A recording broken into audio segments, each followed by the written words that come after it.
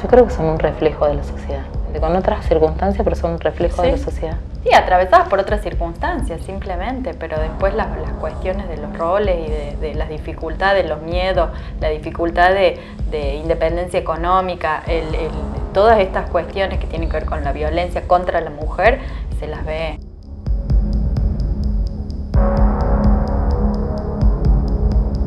El 30 de noviembre de 2015, el Tribunal Oral Federal de Catamarca declaró inconstitucional la pena mínima establecida en el Código Penal para el transporte de estupefacientes agravado por el número de personas en beneficio de Angélica Durán y Plácida Caballero, a quienes consideró víctimas del perverso sistema y fenómeno delictual del narcotráfico, en el que ellas como mulas resultan el último eslabón.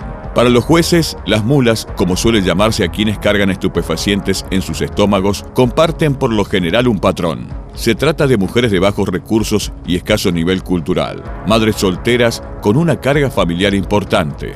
Estas mujeres resultan ser un objeto de discriminación para el hombre, ya que trabajan de transportistas y los hombres se benefician de este trabajo ilegal, señaló el tribunal.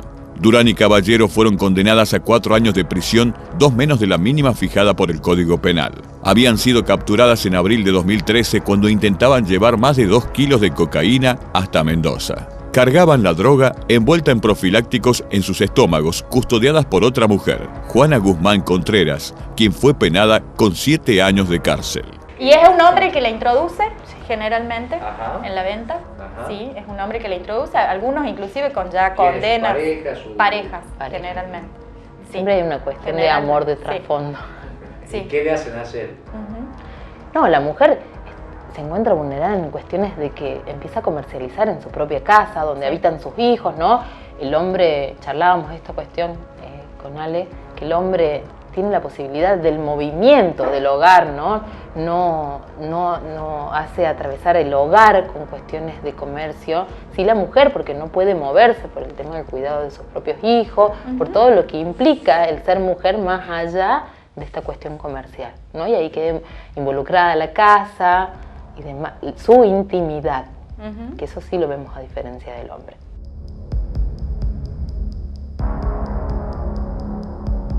La idea es un poco eso, sensibilizar en cómo este impacto cultural de esta cultura patriarcal incide a la hora de toma de decisiones en general e incide en la autoestima de las mujeres. La necesidad de fortalecer a estas mujeres desde un rol más bien social, de autoestima. Nosotros desde la psicología pensamos más bien no la división de género, sino más bien una división activo-pasivo, un posicionamiento ante la subjetividad, el deseo sexual, las elecciones de vida, el trabajo. O sea, apuntamos a que la mujer pueda tener un rol activo socialmente y no en comparación a un hombre masculino-femenino. También es una realidad que tenemos mucho más ingresos de los que se veían antes. Antes el correccional de mujeres tenía un número menor de internas. Hoy en día ese número ha crecido y tanto es así que se ha equiparado tanto las provinciales como los delitos provinciales como los delitos federales. Entonces, pero siempre viendo un posicionamiento en la mujer en este rol que sigue manteniendo pasivo en la sociedad, justamente por estos mandatos patriarcales. Entonces apuntamos, como no nos permite el número en diferenciar en programas distintos, sí apuntamos a esto que nos parece fundamental, el autoestima de la mujer, el empoderamiento de la mujer como ser individual, subjetivo, diferente al posicionamiento del hombre, ¿no? Son mujeres que muchas de ellas son madres, entonces tienen hijos que atraviesan diferentes situaciones, diferentes momentos, entonces están expuestas al acontecer de sus familias que están afuera. Visualizar lo naturalizado, ¿no? Es muy difícil visualizar lo naturalizado, ¿no? En esto que traigo introyectado desde la niñez y que es mío y que le pertenece al otro. En esto de empezar a visualizar lo naturalizado, empezamos con historias de vidas y demás, y en el debate van surgiendo cosas y muchas son movilizadas porque empiezan como a visualizar o a poner en palabras situaciones que no tenían ni siquiera cuestionadas. Y empiezan a ver que desde ahí surgen muchos posicionamientos que las han llevado a actos delictivos que si hubiese sido de otra manera, indiscutiblemente muchas no estarían ahí. Y hay un factor económico fuertísimo en este tipo de delitos. Digo, no hay por eso nosotros características de índole psicológico, sí hay transgresiones, pero no hay un perfil psicológico que marque ciertas problemáticas. Pero yo insisto en que tanto en hombres como en mujeres, ¿no? Esto lo vemos, tenemos la posibilidad de verlo. No, está bien. Sí, no hay un perfil psicológico necesariamente que indique que esa va a ser la transgresión. Sí son transgresores, sí son transgresoras, pero hay un factor circunstancial en donde la cuestión económica juega un rol importante, pero entrar a ese universo, al menos en mi acotada experiencia, ha tenido que ver con el ingreso a través de un hombre. En general hay dependencia. Sí. Dependencia tipo económica, además de afectiva. Sí, un juego de poder y necesidades. Pero yo coincido con Remila, lo afectivo juega un rol fundamental. Chicos por ahí no tenían quizás y ingresan de la mano de esta cuestión de la relación de pareja, el afecto que se juega en el medio, el hacerlo por mí, o estas cuestiones así. La dependencia afectiva, la necesidad. Si no hago, no puedo estar con esta persona. Si no participo, ¿cómo hago para quedarme fuera de...? ¿Sí? Y en esta cuestión de que la mirada del hombre en exponer a la mujer, en esto de que con la mujer, si total te vas en libertad porque tenés tus hijos, ¿no? En esta cuestión de la facilidad, quizás para conseguir una domiciliaria a través de los hijos, también se pone en juego en exponerla a la mujer en estas cuestiones del comercio o el transporte, ¿no? No visualiza la cuestión delictiva en sí, ¿no? No visualiza la transgresión, no visualiza el daño a la sociedad, pero sí visualiza lo que perdió, ¿no? Pasan los hijos, en su mayor medida, a tener un peso muy importante en la cuestión de la mujer. Y aquella que lo puede ver, se nota la diferencia. ¿Y cuándo ocurre la visualización esta que tienen? Y cuando pierden... ¿Están encerradas? Sí. La norma, el encierro, la norma, la distancia, esto de la pérdida, las hace visualizar, o sea, una realidad de forma cruda, que les cuesta muchísimo, ¿no?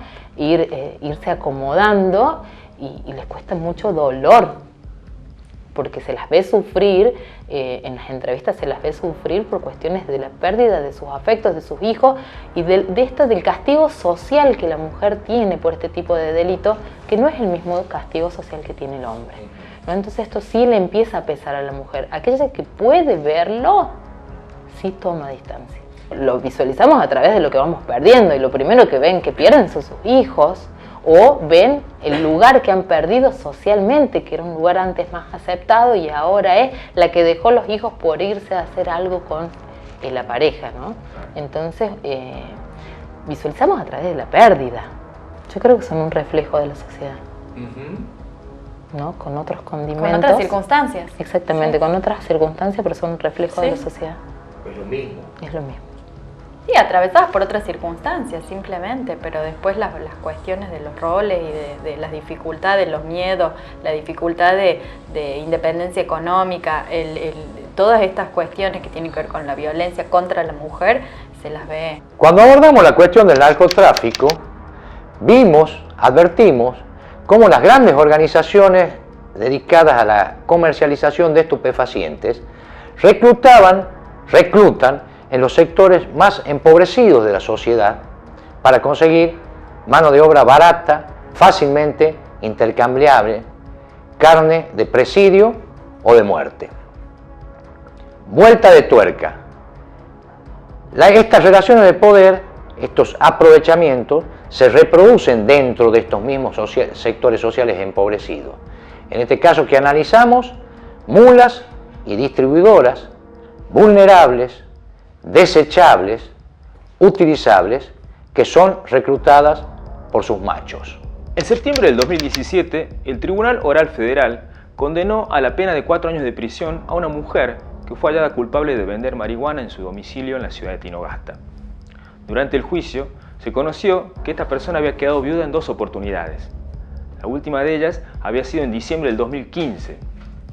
Madre de 3 hijos de 6 a 13 años, se vio envuelta en una situación de precariedad y ante esa necesidad fue seducida para comenzar a vender estupefacientes en esa ciudad del oeste provincial. Apenas 2 meses después de comenzar con esta actividad, se realizó un allanamiento en su domicilio en el que Drogas Peligrosas logró secuestrar 200 gramos de marihuana, por lo que la mujer terminó imputada en la causa. Durante el juicio, la mujer admitió su participación en el hecho, por lo que el tribunal le impuso la pena mínima de 4 años de prisión bajo la modalidad domiciliaria. Solo en el 2017 hubo 10 mujeres condenadas por infringir la ley de estupefacientes en la provincia. 2 caras de la vulnerabilidad. Vulnerabilidad económica, vulnerabilidad afectiva. Recordemos, los vulnerables son víctimas ideales. En el final de la cadena de vulnerabilidades del narcotráfico están las mulas y vendedoras al menudeo, manipuladas por su condición de mujeres dependientes de un hombre. Se trata de una estructura que refleja varias estructuras sociales en las que el abuso se ha naturalizado. Es original el enfoque del programa que se desarrolla en el Correccional de Mujeres catamarqueño. Procura el empoderamiento de las reclusas. Tal empoderamiento les permitiría romper con las dependencias, sobre todo afectiva, señalan las entrevistadas, que las introdujo en el mundo del delito. ¿Es difícil la reinserción social para una persona que estaba privada de la libertad? Aún hoy las mismas dificultades que hablamos de cualquier población y colectivo vulnerable a nivel social. Como sociedad aún tenemos estas dificultades. Sí, y hay a veces esto, intentar reinsertarse y las circunstancias continúan siendo más favorables a la posibilidad delictiva que a la posibilidad de salida. Entonces se termina recayendo en lo conocido en algún punto, ¿sí? Hay niveles de reincidencia altos en mujeres y en varones. Hoy en día no tenemos en el correccional ninguna mujer que tenga salida laboral. Y eso sería un gran punto a lograr, además del empoderamiento, estas otras formas de relacionarse con lo laboral, con el ingreso de dinero. Claro, ya desde adentro, para poder que la reinserción sea más fácil.